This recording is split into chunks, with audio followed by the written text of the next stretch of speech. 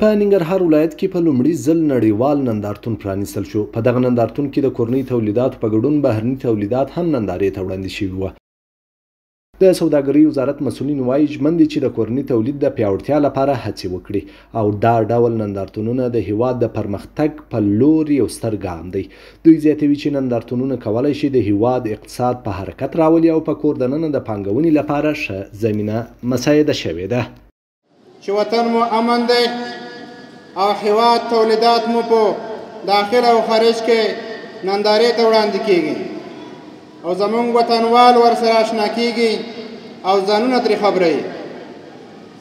د دغه نندارتون پرانیستل د خلکو د اقتصادي ودې د پرمختګ په لور یو ګام دی.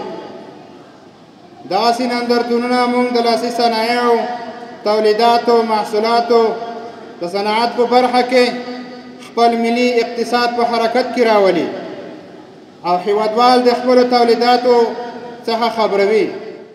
د یاد نندارتون د پرانیستي په مراسمو کې د ننګرهار ولایت چارواکو ویل د نندارتونونو جوړول به د هیواد صنعت په پښو ودروي او د هیواد تولید به بهرنیو هیوادونو ته صادر شي.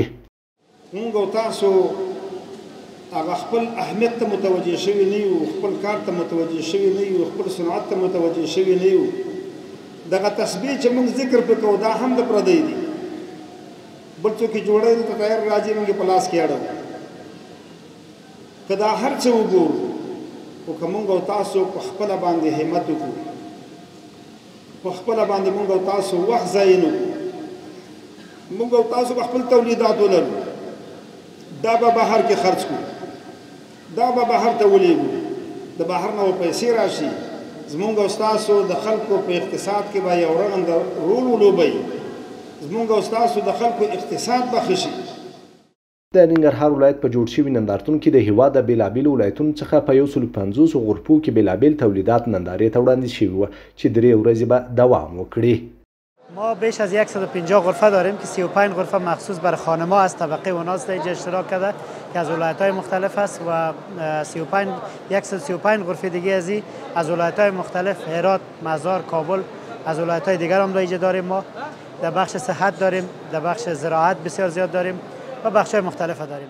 د نندارتون یو شمېر ګډونوال وایي دا ډول نندارتونونه کولی شي د هیواد تولیدات په پښو ودروي او د کورنیو تولیدات لپاره به بازار موندنه وشي.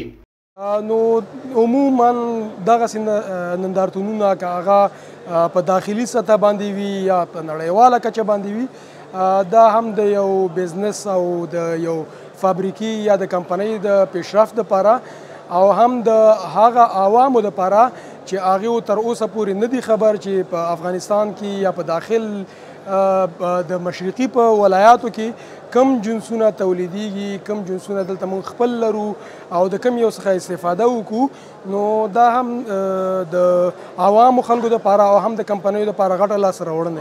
زموږ خو داسې مختلف تولیدات دي، یو سیزنوار تولیدات دي، کم ژمي کې استعمالیږي، کم اوړي کې استعمالیږي.